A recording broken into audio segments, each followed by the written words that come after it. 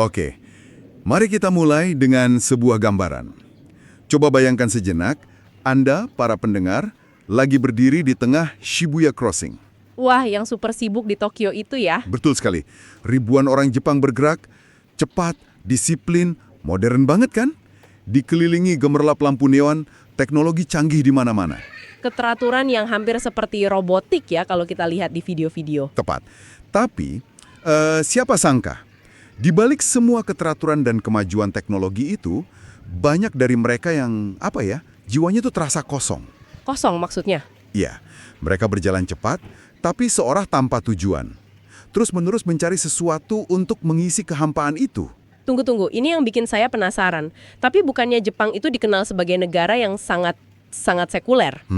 Maksud saya, gimana ceritanya pencarian spiritual itu bisa nyambung dengan Islam? Kok bisa? Selamat datang di Podcast Dongeng. Sebuah tempat untuk kisah-kisah yang tak terduga. Nah, pertanyaanmu itu pas banget. Justru itu yang menarik. Di pembahasan kita kali ini, kita akan mengupas sebuah kisah yang tidak biasa. Oke, saya siap menyimak. Ini kisah tentang para mualaf Jepang yang justru jatuh cinta pada Islam bukan karena hal-hal mistis. Bukan karena itu, jadi karena apa? Karena mereka melihat Islam berkemajuan ala Muhammadiyah. Yang ternyata sangat logis, sangat disiplin. Oh, jadi gak ada kecocokan di situ ya? Tepat. Pertanyaannya jadi, kok bisa klop dengan cara pikir mereka? Mari kita terbang ke negeri Sakura. Selamat datang kembali. Hari ini kita akan menyelami sebuah fenomena yang sangat menarik dari sumber-sumber yang sudah kamu kumpulkan, yaitu bagaimana sebuah corak Islam yang rasional dan modern, yang sering disebut Islam berkemajuan, bisa beresonansi kuat di Jepang. Ini kan negara yang kita tahu sangat teratur, sangat sekuler, dan budayanya unik banget. Misi kita kali ini bukan buat bahas teologi ya, tapi lebih ke membedah koneksi budaya yang tak terduga dan solusi-solusi praktis yang bikin pendekatan ini berhasil. Oke, mari kita bongkar ini. Tepat sekali. Kalau kita lihat semua catatannya, ada satu benang merah yang kuat banget. Sebuah konsep yang bisa kita sebut the match, atau pertemuan nilai yang mengejutkan. The match? Iya. Poin utamanya adalah ada keselarasan fundamental antara nilai-nilai luhur dalam budaya Jepang dengan esensi ajaran Islam berkemajuan yang diperkenalkan di sana. Ini menarik. Karena kalau dilihat dari luar, kelihatannya kan beda banget ya.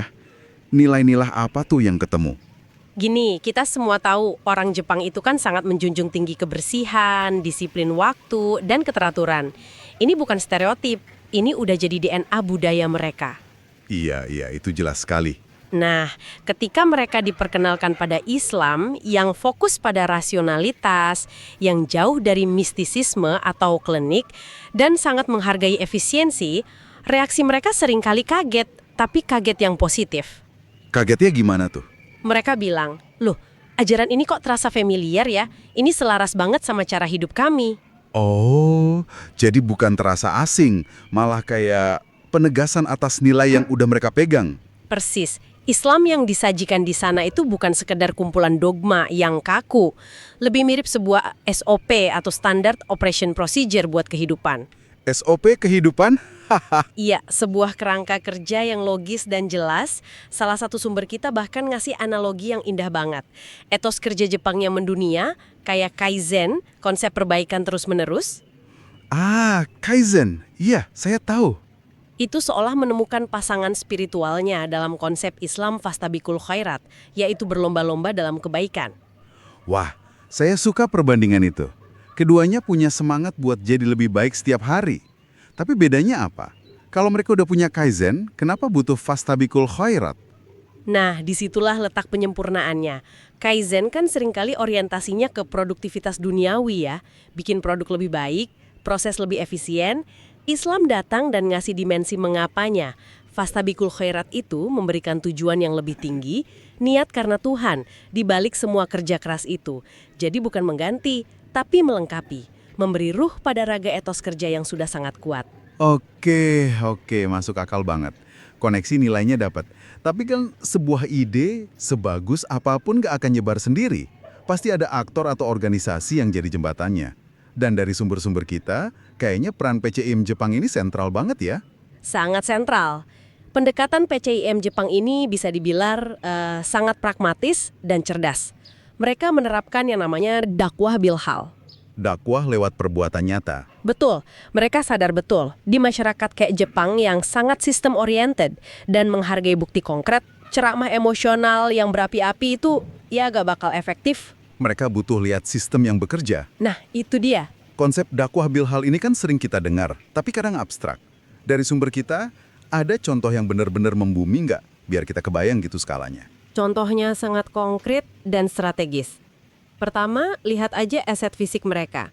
Mereka itu bukan sekedar kelompok pengajian informal yang ketemunya di apartemen sewaan. Mereka berhasil galang dana dan beli properti di Yachimata, Chiba buat mendirikan pusat dakwah Muhammadiyah. Wow, Ini bukan sekedar bangunan loh, ini sebuah statement. pernyataan tentang apa tuh? Pernyataan tentang keseriusan, profesionalisme, dan komitmen jangka panjang. Buat orang Jepang yang menghargai stabilitas dan organisasi yang rapi, ini ngirim sinyal kuat. Kami bukan komunitas temporer, kami terorganisir, manajemen kami baik, dan kami di sini untuk berkontribusi. Itu membangun kepercayaan ya? Tepat. Wah, itu pendekatan yang cerdas banget. Mereka kayak berbicara pakai bahasa yang dimengerti budaya lokal, bahasa stabilitas dan struktur. Selain pusat dakwah itu apa lagi? Aksi dari sayap perempuannya, Aisyah atau PCIA, lebih brilian lagi karena sangat kontekstual. Kita tahu Jepang kan menghadapi tantangan demografi besar. Aging society kan? Masyarakat yang menua. Betul. Layanan untuk lansia jadi kebutuhan krusial. Nah, apa yang PCIA lakukan? Mereka nggak cuma bikin pengajian ibu-ibu. Mereka menginisiasi program nyata seperti Posyandu Lansia. Tunggu. Posyandu Lansia di Jepang. Itu inovasi yang luar biasa loh. Iya kan? Mereka ambil model yang akrab di Indonesia dan menerapkannya untuk menjawab salah satu masalah paling mendesak di Jepang. Benar-benar melihat masalah sosial real di depan mata dan nawarin solusi praktis ya. Tepat. Mereka juga aktif di edukasi anak-anak diaspora dan pendampingan buat pekerja migran perempuan kita yang seringkali rentan. Ini nunjukin mereka hadir bukan untuk mengisolasi diri, tapi jadi bagian dari solusi. Saya jadi kepikiran, selain dampak sosial, ada dampak ekonominya nggak? Mengingat Jepang kan lagi gencar-gencarnya narik turis. Ada, dan ini menunjukkan visi mereka yang luas. PCIM kerjasama dengan akademisi dari Universitas Ahmad Dahlan ikut mengembangkan paket wisata halal di kota Kitakyushu. Wah, ini strategi simbiosis mutualisme. Cerdas sekali. Di satu sisi, ini buka peluang usaha buat diaspora Indonesia. Di sisi lain, ini bantu pemerintah lokal Jepang menangkap pasar turis muslim global. Kontribusi ekonomi yang nyata. Wow, jadi ini bukan sekedar kegiatan keagamaan biasa ya. Mereka benar-benar membangun sistem sosial yang terintegrasi dan memberikan solusi nyata untuk masalah di sana. Benar. Aksi sosialnya adalah dakwahnya. Mereka percaya citra Islam yang paling kuat itu bukan dari kata-kata, tapi dari manfaat yang bisa dirasakan langsung. Oke, kita sudah lihat filosofi koneksi nilainya dan organisasinya yang sistematis banget. Ini membawa saya ke pertanyaan yang paling penting. Orang-orang Jepang yang akhirnya tertarik dan jadi mu'alaf, apa pemicu utama mereka? Dengar semua ini, rasanya motivasi mereka bukan karena, katakanlah ditakut-takuti dengan siksa neraka atau diiming-imingi surga kan? Kamu menangkap esensinya. Pintu masuk utama mereka adalah akal dan logika. Hampir nggak ada cerita konversi yang didasari pengalaman mistis atau ceramah emosional. Semuanya berakar pada proses berpikir yang rasional. Sumber-sumber kita menyajikan beberapa kisah yang kuat banget. Misalnya kisah Ustadz Sugimoto. Perjalanannya dimulai saat ketemu mahasiswa muslim dari Bangladesh. Dia seorang akademisi kan? Jadi pasti pendekatannya analitis banget. Sangat analitis. Dia nggak langsung percaya, dia riset sendiri, mendalam. Dia baca seluruh terjemahan Al-Quran dari halaman pertama sampai terakhir. Gila, nilat sekali. Tapi bagian paling menariknya adalah cara dia memproses konsep akhirat. Dia melakukan semacam kalkulasi resiko. Kalkulasi resiko, itu kedengarannya kayak istilah manajer investasi, bukan orang yang lagi cari spiritualitas. Dan justru itu yang bikin menarik. Baginya, keberadaan akhirat itu probabilitasnya 50-50. Bisa ada, bisa nggak ada. Lalu dia berpikir, oke, kalau akhirat itu ternyata nggak ada, dan saya hidup sebagai muslim, saya nggak rugi apa-apa. Cuma hidup lebih disiplin dan sehat. Tapi, kalau ternyata ada, kalau ternyata akhirat itu nyata dan saya nggak siap, risikonya tak terhingga. Ada potensi siksa neraka. Itu murni pendekatan mitigasi risiko secara rasional. Logis banget. Dia menimbang potensi untung rugi dengan kepala dingin. Imannya dibangun di atas premis yang sangat rasional. Apa cuma itu? Nah cuma itu, logika itu diperkuat sama pengamatan empiris. Dia lihat langsung gimana kuatnya nilai kekeluargaan di keluarga teman muslimnya. Sebuah kehangatan komunal yang kontras dengan individualisme di masyarakat modern Jepang. Jadi logikanya terkonfirmasi oleh realitas sosial. Oke, itu satu pola, logika dan bukti sosial. Ada kisah lain yang menonjol? Ada satu lagi yang sangat menyentuh. Tentang seorang pria Jepang yang ada di titik terendah hidupnya. Stres berat, insomnia parah, bahkan sempat mau bunuh diri. Dalam keputusasaannya, seorang dai mengajaknya ke Islamic Center. Momen kuncinya bukan sesuatu yang ajaib. Pria itu cuma diminta untuk berwudu. Cuma itu? Di tengah krisis eksistensial, solusinya cuma membasuh diri dengan air. Ya, sesederhana itu. Dan yang terjadi adalah hubungan sebab akibat yang sangat logis. Kesegaran air itu memberinya sensasi ketenangan fisik yang sudah lama nggak ia rasakan. Dari ketenangan fisik muncul ketenangan batin. Kebersihan eksternal memicu kejernihan internal.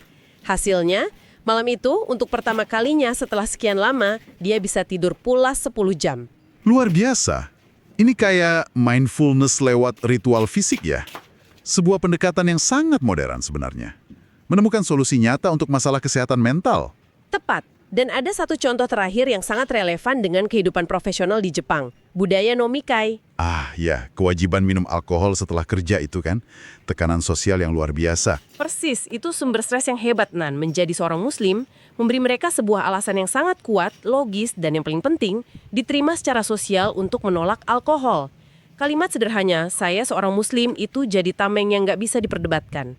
Islam hadir sebagai solusi praktis.